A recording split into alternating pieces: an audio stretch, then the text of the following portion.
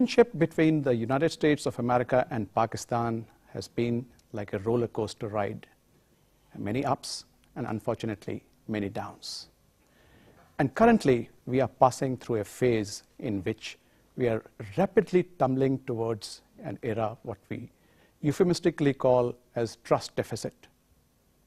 But somebody or some same elements have got to check this, because as the former US Secretary of Defense Robert Gates once mentioned about the deteriorating relations between Pakistan and India, he likened it to a bad marriage.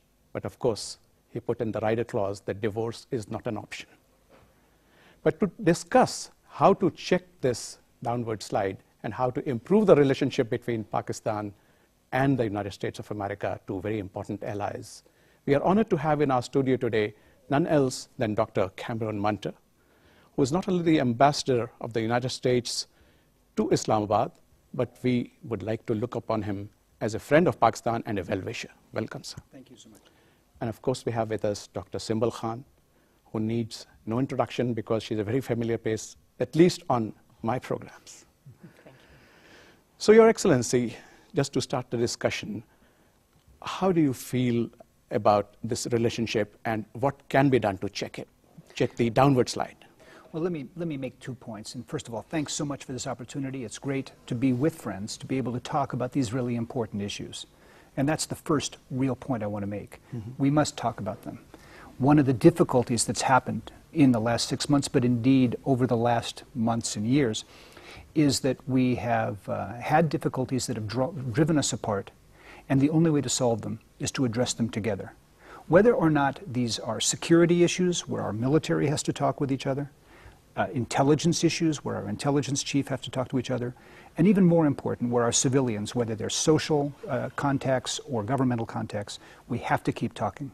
So that's one point. The second point I'd like to make is that even though it's characterized as a downhill slide, even though there's this picture of that, let's not forget what the basis is of our relationship and how solid that relationship is. And I'm talking about social, society to society, people to people links. Let's not forget the number of Pakistanis who have relatives in the United States, who work in the United States. Let's not forget the number of businesses on both sides. The greatest trade partner, both ways for Pakistan, is the United States. Let's not forget the number of students we have, the largest program in the world. We send more students that we pay for from the government from Pakistan to the United States than from any other country in the world. And what I want to see is that trend also, that we bring more students here, more teachers here, more engineers here, more people to work with you. That basis is still solid. And I think that what will happen, no matter what we discuss about the politics of the day, we will still have that basis, and that's what we got to remember we can build on. But the problem, Your Excellency, comes in, admitted, America has been one of the biggest benefactors, and Simbal, you will agree with me, I suppose, towards the Pakistani society. And especially it has been there during our moments of need, notwithstanding the 1965 and 71 wars, they are past history, but in the recent past, we had the 2005 earthquake, we had the 2010 deluge, we had the 2011 floods in Sindh, and the Americans were the first to reach there. But I recall a comment by Richard Holbrooke, of all the people, who said that we were the first and we have given you the maximum, but where are your other friends, the traditional friends like Kingdom of Saudi Arabia and China? So that sort of, picked the sentiments of the people. So how do you see that? You do so much for us, but let us not try and sink it in. I think you make a good point. What we need to do is we need to change what I would call a narrative about the United States. And I don't know, Simbal, if you have some comments on this as well, but there is a narrative in Pakistan about the United States. And that narrative is, look, the Americans are arrogant. They come in here, they tell us what to do. They push us around. And that narrative is very deep, and it's based on the idea of his history. Similarly, there's a narrative in the United States about Pakistan, that Pakistan says one thing and does another. This, to me, is intellectual laziness. And what we fall into, and I'm afraid in the news, even among the diplomats, we use these stereotypes.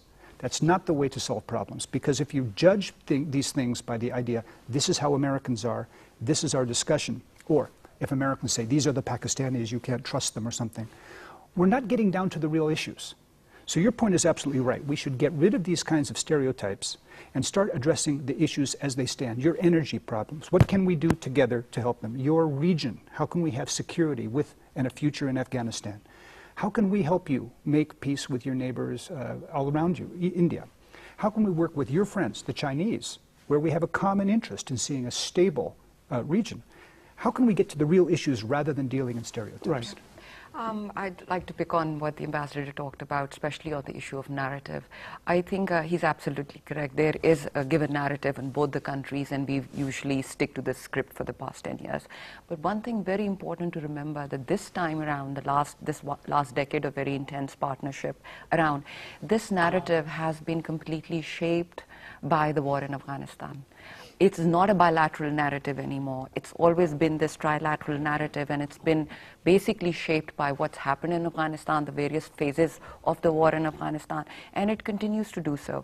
This is the issue that came up even 2 years ago, 3 years ago, when this whole Kerry-Lugar bill, when the US started talking about broadening its relationship with Pakistan, going towards a civilian increasing the civilian component of this relationship. Even that time, a lot of people, both sides got up and said, hey, this partnership is basically based on the war. There is no broad partnership. It's a narrow transactional relationship, this time focused on the war in Afghanistan. I, of course, have been of a different opinion. I see a long kind of an enduring history of this relationship, and for whatever reasons, whether they're transactional, short, geopolitical reasons, there is enduring history, and I don't think those reasons, even if they are geopolitical, have disappeared or are going to be completely put aside because of the war in Afghanistan. But the reality is that this narrative is being shaped by the war in Afghanistan. There are serious issues. The ambassador talked about the energy, the people-to-people relationship, the educational relationship. But the fact of the matter is, because of the US's military presence in Afghanistan, because of the US's large military involvement in Afghanistan, which continues to this date, of course we are going to see a kind of a shift over to a different kind of involvement in Afghanistan as we move towards 2014. But you see... but just if I can just round up my argument. This war, the way it's being fought, the problems that we see in our bilateral relationship have more to do with differences over strategy and the war strategy, and also the counterterrorism strategy that the US is following, not just in Afghanistan, but also on the bordering areas in Pakistan. How would you respond to that? I think there's much truth in what you say. I think that what we have is a common task, and the common task is the enemy that threatens us both. But, as you've said, we can't let that be something that defines the relationship entirely. There has to be a balance, and we have to seek that balance from the long-term commitment that we have through the Kerry-Lugar-Berman legislation, as an example, $7.5 billion pledged by our authorizers to contribute to the long-term stability of Pakistan. At the same time, that we have to work on the immediate challenge of the security, so that your shrines won't be bombed, etc. But just a second, sir, before you go ahead, about the Kerry-Lugar bill also, there have been a lot of myths, and some of these myths and shibboleths were created perhaps by people with tunnel vision, and people in Pakistan were led to believe that this is against the interest of Pakistan. Would you like to sort of set the record straight here? Well, since I don't believe it's against Pakistan, it's hard for me to argue that case. But I think what we need to be able to understand about Kerry-Lugar-Berman is that assistance is not the answer, it contributes. It's something that's supposed to contribute to the leadership that Pakistan shows towards its long-term goals. That is, if Pakistan wants a strong educational system, if Pakistan wants to create a public health system, Pakistan takes the lead. This is a demonstration that the Americans, and I hope our friends from other countries, will follow. So that was at least what our intent was. But I come back to your point that we have to have a balance, and I think in the public debate there has not been a proper balance between our commitment and the commitment of our friends to your long-term security and the commitment we have, which is very real, to fighting the common enemies that we have that are against an open society, a tolerant society like we all need to see here in Pakistan. Yes, I absolutely agree about common causes that we have to fight. But I think the main problem that has stemmed over Afghanistan and over counterterrorism is that Pakistan is actually facing a blowback from Afghanistan, from the war in Afghanistan. Hence, there are definite very, very strong reservations about certain strategies pursued in Afghanistan by not just the US, by NATO and the other partners, international partners in Afghanistan, and how they are likely to impact Pakistan, are impacting Pakistan today, but also going forward. There is no clarity about 2014. There is absolutely, the transition is being talked about, and when I follow a lot about what happens and how the discussions and how the narratives are moving forward in Washington, D.C., I don't really see any clarity on what is the end game, how does it all end in 2014. There is more, from the Pakistani point of view, there is more a kind of a rush to the door, rather than seeing forward, moving forward, how it's going to impact the security in the region, not just the security inside Afghanistan, but Pakistan's security. So I think just going back to a very important issue, what the problems that we are seeing in our bilateral relationship, last 7 months of this standoff over Salalah, for me, in certain ways, have taken the focus away from the core issues that we should have needed to have discussed in these 7 months. We have focused on events, and we have not focused, because for me, as an analyst who's been following the region, I think our relations were really had nosedived before Salalah. There were serious issues between us before Salalah, and I think Salalah has taken the attention off on a very sad incident that has happened, a very unfortunate incident where Pakistani soldiers lost their lives, and the whole Pakistani nation, and of course the US also got involved in trying to deal with that. But I think we haven't really dealt with really serious issues of coordination of our policies going forward, which needs to happen. It's absolutely true. And if I could make one comment, on October 20th of last year, we had an unusual and very productive meeting with Hillary Clinton coming to meet with Hina Rabbani Carr. At the same meeting, David Petraeus meeting with General Pasha, and Martin Dempsey, our chief of the staff of the Joint Staffs, meeting with General Kiani. All of them together, coming up with precisely the agenda that you're talking about the American concern about the Haqqanis, who are killing our soldiers as well as killing your people, the Pakistani concern about long-term relations in the region, the vision for the end of Afghanistan, etc. How do we deal with these things?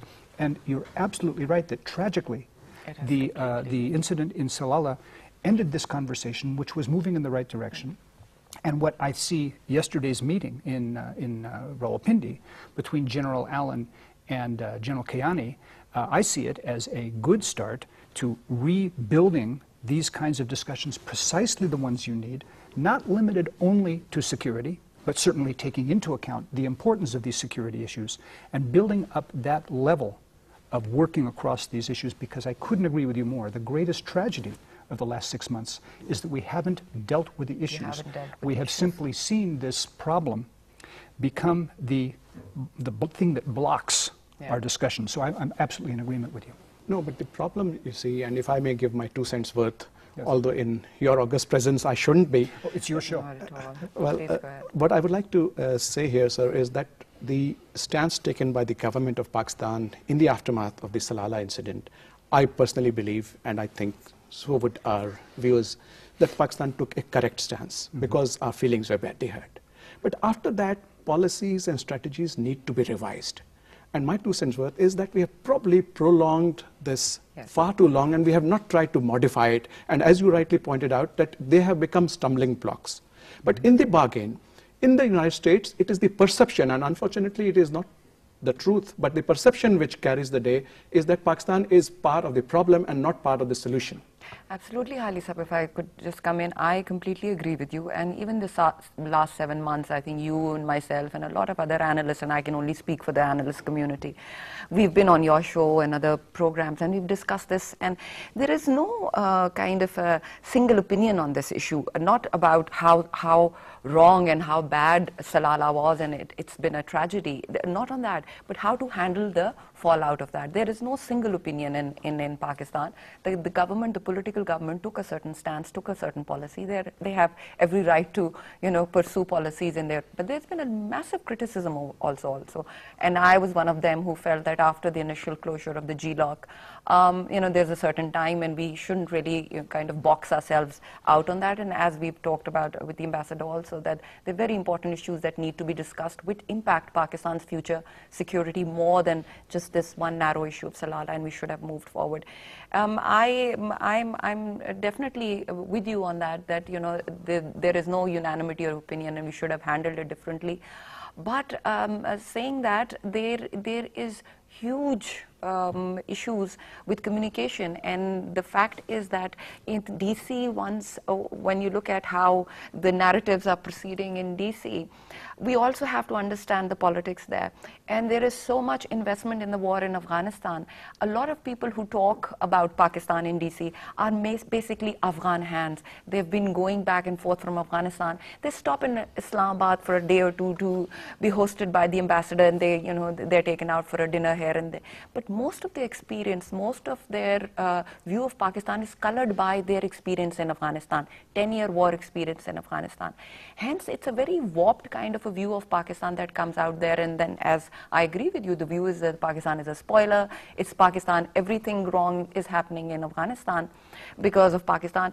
And the policymakers in DC find it also expedient to use the Pakistan's, kind of case as a fall guy. Pakistan becomes a convenient fall guy for a lot that is wrong in Afghanistan. Perhaps the ambassador would have a slightly different view, because you contribute to the view from Washington. Although, I tend to agree, because the view from Washington, the perception would be totally different. And once you are on the ground over here, the ground realities tend to sink in. And I believe you have been a proponent for patience in Washington, patience in Islamabad. How do you see a way forward, sir?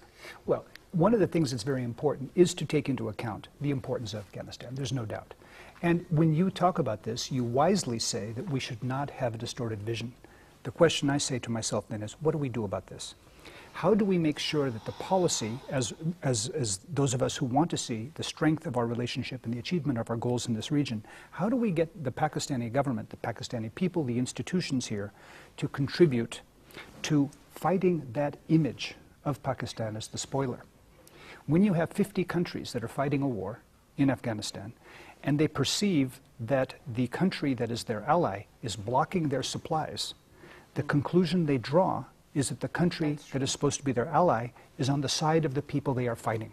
We know that's not the case. We know your government is committed to the fight against the militants. We know your soldiers are dying on the border, thousands of them.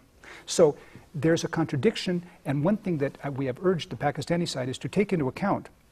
Yes, there are the domestic issues. Important, every country has domestic issues.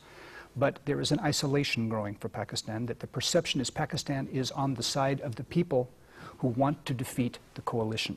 So I am urging Pakistan to do what it can to reach out and say, Pakistan is more than that. Pakistan is not only an ally, Pakistan has to live in this country, in this region, after 2014. The decisions that are made now by the Pakistani government are the decisions that Pakistan is going to live with, and a positive Pakistani contribution to relations to the future of Afghanistan. Not always waiting to see what the American plan is, let's see the Pakistani plan. We applaud the long-term vision that we see that the opening is taking place to India. That there's strategic ideas here. You have smart people. I think what we need to do is, those of us who are friends of Pakistan, help Pakistan communicate those ideas to people who have seen Pakistani actions very skeptically. And it has isolated Pakistan, there's no doubt. Yeah. Would you like to add something to that? Because, you've been mentioning Afghanistan, and you're a specialist on Afghanistan. The last time Pakistan and USA were allies when the Soviet Union was occupying Afghanistan, and of course, together we helped, not only repel them, but got them the independence that they so much desired. But unfortunately, after that, the United States walked away, and we were left holding the baby. But this time around, Hillary Clinton and the other wiser people in Washington are cognizant of the mistakes of that era, and they are very clear that it shouldn't be repeated. So what the ambassador just said is right, but with this, slide in our relationship, Do you think that is going to happen?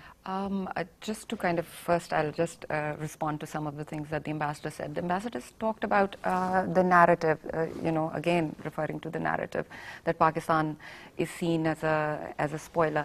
But another thing you said, that Pakistan is seen as somebody who's trying to defeat the coalition inside Afghanistan. I take objection to this, not just the idea, but to the language. Again, we come down to narrative. For Pakistan, I think we feel that it is unfortunately this crafting of the language on winning and losing and war and peace has gone on too long. I think the way to put our policies forward, the way to put our speech acts forward, is to say that how is Pakistan contributing for the peace and stability in Afghanistan? How does the international community contribute to the peace and stability, long-term peace and stability of Afghanistan?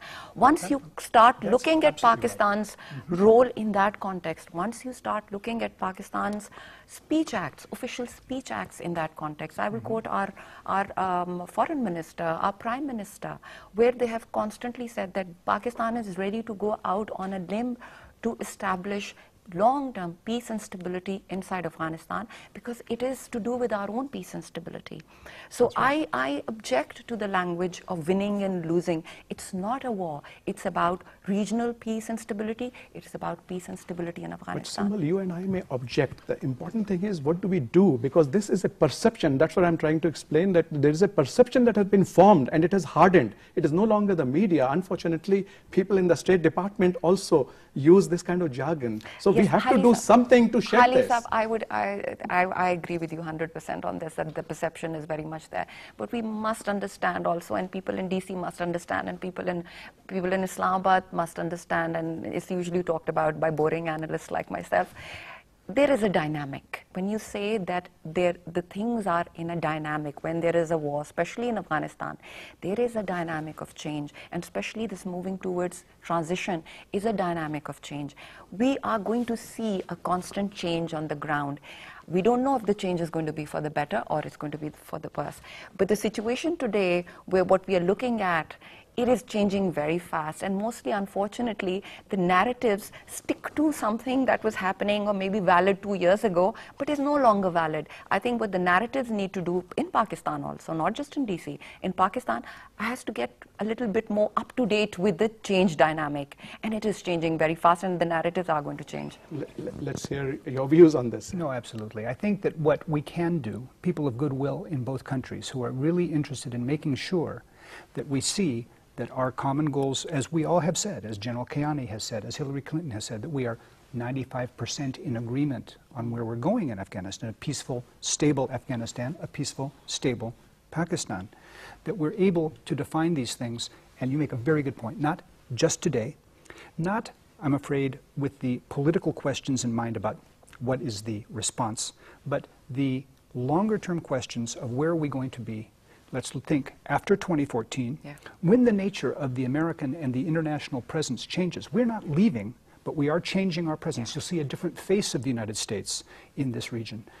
I'm actually optimistic that we are making progress in Afghanistan again in the security front, but what I really want to see, and I believe you do as well, is the rise of investment, the rise of international cooperation, the rise of addressing the kinds of issues that are the issues of the future. I would suggest, when you say, what can we do about it? Part of the way we can do that is that in our government-to-government contact, that we make way for contact from other people and the leadership of not just bilateral ties, but international ties, multinational links. You have lots of other countries who care about this region, and you have other institutions that care about this region. Let's bring the business community into the talks. Let's bring the academic community into the talks, and try to deal with, I think, the problem we've both identified, which is a kind of a stale narrative, a narrative where we tend to repeat the same things over and over again. True or not, what we feel is that we go in circles. Right. If you permit, we take a short break, right? And then we'll continue. Viewers, we take a very, very short break.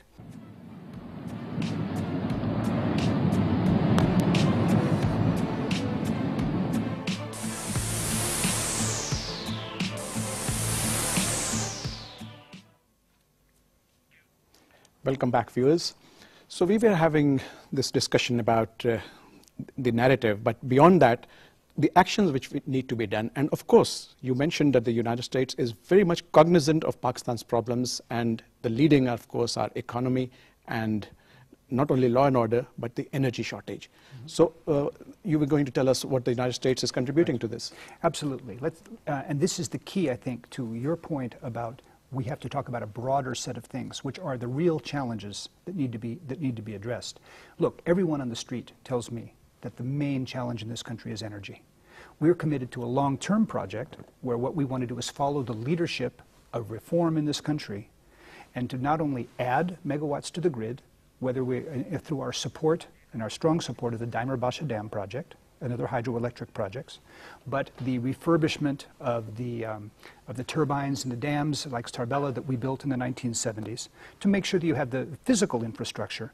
But also, this can't answer the question. We can't fix the energy problem here. We need to see Pakistani leadership for reform to clean up the kinds of issues that make it difficult, the wastage that you have. If you talk to anybody in the government, they will say, you have the capacity to put away the energy shortage tomorrow. But it's going to take some tough decisions. So that's one thing. We want to see Pakistani leadership, and we want to be there to support you. One of the means by which we want to do this is not just through bilateral aid. Our goal is actually to stop assistance. Because what I've learned since I've been here over the last 2 years is assistance builds a relationship that's not a relationship of partners. It reinforces inequality. We don't want that. We want to be partners with Pakistan, the way we're partners with countries like Turkey or South Korea, where we used to have robust aid programs. Now we're partners with them. That's where we want to go. One way to get there is not to rely on on bilateral aid, but to use organizations like the Friends of Democratic Pakistan, which is a group of people that were formed, the Friends of Democratic Pakistan, to support the democratic institutions here and reform, following Pakistani leadership in reforming the country, but addressing precisely things like energy. There's a great energy study that the FODP has written. I have to say that many of its recommendations have not yet been taken, but let's hope they will be, and we'll keep suggesting that. We can expand that. Energy, water, education, health. We're engaged bilaterally, but we understand we can't solve the problems. We can only contribute to your solutions. You see, what the ambassador said makes a lot of sense. But there is a dichotomy as far as energy is concerned, because you see, we also are suffering from an acute gas shortage.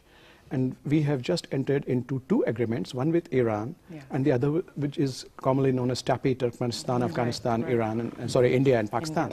But the Americans somehow, I mean, we get this feeling over here, are not too happy with our getting into an agreement with Iran. I think they're quite vocal about, any kind of, not just the gas pipeline, but any other kind of project, any kind of a development or infrastructure project with Iran at this point. It's not just Pakistan specific, any other country, and they're trying to impress upon some of their partners to reduce the ones who have a lot of, at least energy trade with Iran, like India, South Korea, and others, to reduce their dependence on Iranian oil imports. So it's a policy that's being used around the world with American allies on Iran.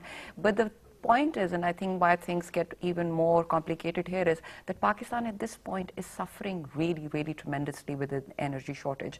And I have followed TAPI since the 90s when, this came out with it was a Unicol-led deal and, project that was put on the ground. A consortium was there in place. And I've been following it, and I've also followed the Iranian thing. In the end, of course, it'll be good if we had both, but it'll be far easier to get the Iranian project up and going, running far quicker. The TAPI project has to see multi kind of level agreement